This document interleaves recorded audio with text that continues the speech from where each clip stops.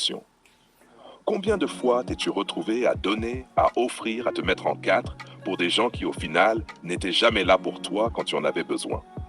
Trop souvent, trop de relations dans nos vies sont basées sur des habitudes, des souvenirs ou des émotions passées, pas sur une réalité présente et bénéfique. Aujourd'hui, je veux te parler d'une vérité brutale mais libératrice. Toutes tes relations doivent devenir conditionnelles.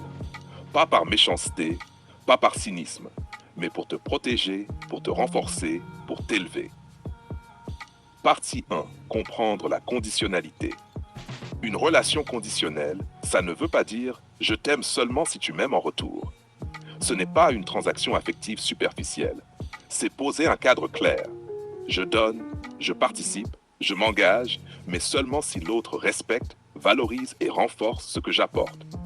Si tu continues à investir sans condition, tu crées des déséquilibres. Tu deviens la variable d'ajustement dans la vie des autres. Et ça finit toujours par te coûter cher. Énergie, temps, émotion, confiance. Tout disparaît dans un vide non reconnaissant. Donc, chaque amitié, chaque lien familial, chaque relation amoureuse, professionnelle ou sociale doit répondre à la même question.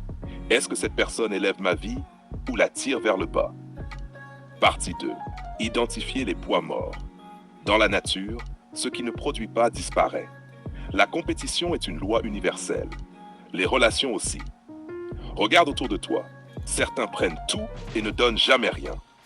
Certains drainent ton énergie juste par leur présence. Certains parlent beaucoup mais n'agissent jamais. Ces relations, ce sont des poids morts. Ils te ralentissent, te freinent, te polluent. Et pourtant, on les garde par habitude, par peur ou par culpabilité. Leur présence ne doit plus être gratuite dans ta vie. Tu dois établir un principe simple. Tu es là pour moi seulement si tu contribues à mon bien-être, à ma croissance, à ma vision. Partie 3. Définir tes propres conditions.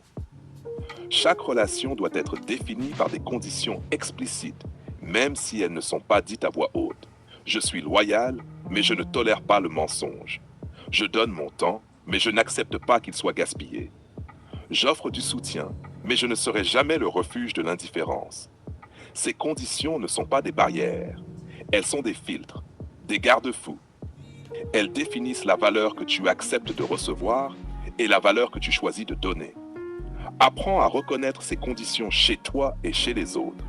Elles vont te sauver d'innombrables déceptions. Partie 4. La mise en pratique. Prendre cette posture demande discipline.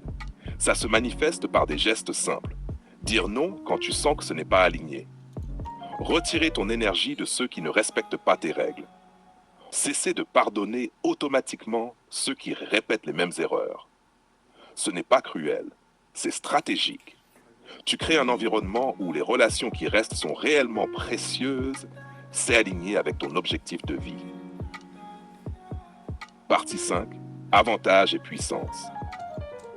Quand toutes tes relations deviennent conditionnelles, tu gagnes du temps et de l'énergie. Tu attires des personnes de qualité qui respectent tes standards. Tu élimines le drame inutile et la perte émotionnelle. Et surtout, tu deviens maître de ton univers relationnel.